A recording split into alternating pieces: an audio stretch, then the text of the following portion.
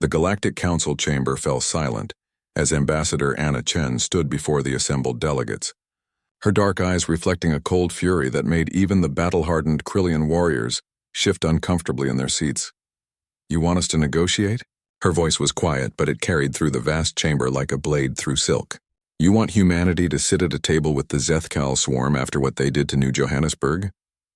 Council Arbiter Velthos, a being of pure energy contained within a crystalline form, pulsed with diplomatic concern. "Ambassador Chen, we understand your anger, but the Zethkal have agreed to peace talks. In the 3,000 years of Galactic Council history, we have always chosen diplomacy over justice?" Anna interrupted, her hands gripping the podium. "Over accountability? Tell me, Arbiter, in those 3,000 years, have you ever faced an enemy that deliberately targeted civilian populations, that broadcast the screams of dying children as psychological warfare?" The chamber erupted in uncomfortable murmurs. The answer was no. The galaxy had known wars, border disputes, and resource conflicts, but nothing like the calculated cruelty humanity had witnessed on New Johannesburg. Kanat shifted in his position at the back of the human delegation, his military uniform crisp despite the long journey from Earth. As commander of the 3rd Human Fleet, he had seen the aftermath firsthand. 70,000 colonists, men, women, children, slaughtered not for strategic advantage but for sport. The Zethkal had made sure humanity received every moment of footage. "The Council's position is clear," announced Delegate Morquan of the ancient Phyrexian Empire, his 4 eyes blinking in sequence. "The Zethkal have violated Articles 7 through 43 of galactic law. However, they have sued for peace. We must honor the diplomatic process. We must negotiate." Anna's laugh was sharp and humorless. "Must we? Tell me, honored delegates, what happens when we refuse?" The silence was deafening. "Will you sanction us?" Anna continued, her voice rising. "Cut off trade? The human economy is self-sufficient. Will you threaten military action against the species that went from first flight to faster-than-light travel in less than a century?" She leaned forward.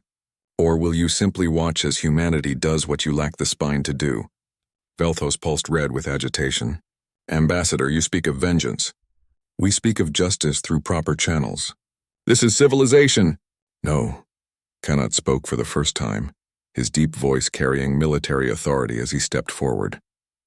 "This is cowardice dressed in diplomatic robes." The chamber exploded in protest, but Kanat continued, moving to stand beside Anna. "For 3,000 years, you've built a galaxy where monsters know they can sue for peace the moment they face consequences, where butchers can wash their hands clean with treaties and reparations." He looked around the chamber. "You've created a system where it's always profitable to test the boundaries because mercy is guaranteed. You speak as if mercy is weakness," thundered the Krillian war chief Draknor. "Mercy toward murderers is weakness," Anna replied. "Mercy that protects the guilty instead of the innocent is not justice, it's complicity." Velthos's crystalline form brightened with desperate authority. "The Council votes to mandate human participation in peace negotiations with the Zethkal swarm. All in favor?" "We withdraw from the Galactic Council," Anna stated flatly. The chamber froze. In 3 millennia, no species had ever voluntarily left. "You cannot," Velthos began. "We can and we do," Kanat confirmed.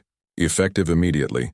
Humanity considers itself bound by no galactic law, no council authority, and no treaties that would force us to shake hands with child murderers." Anna gathered her materials calmly. "In 7 hours, the 3rd Human Fleet will begin operations against Zethkal military assets.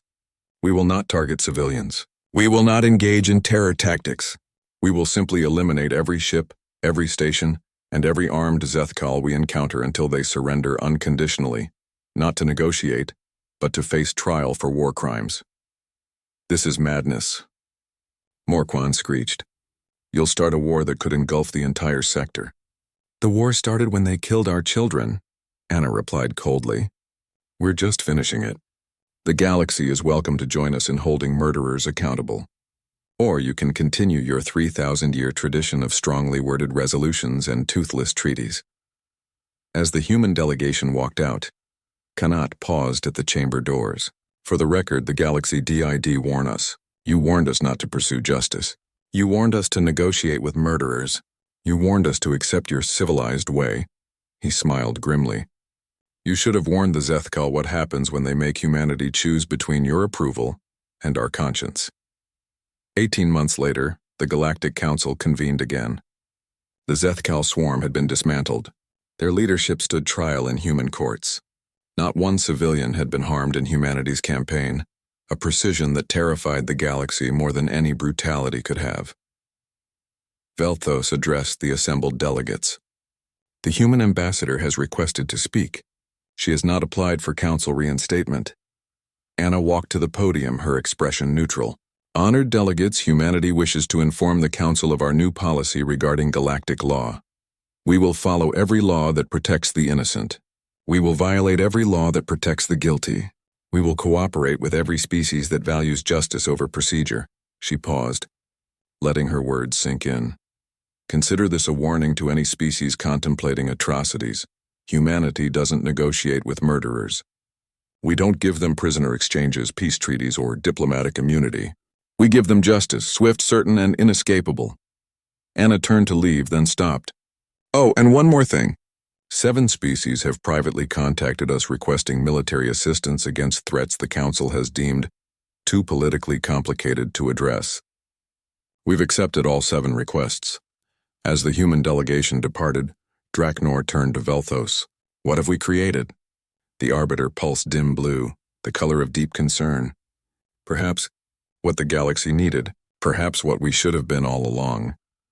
In the darkness beyond civilized space, predatory species monitoring Council communications began making calculations. The humans had changed the equation. Mercy was no longer guaranteed. The age of consequence had begun.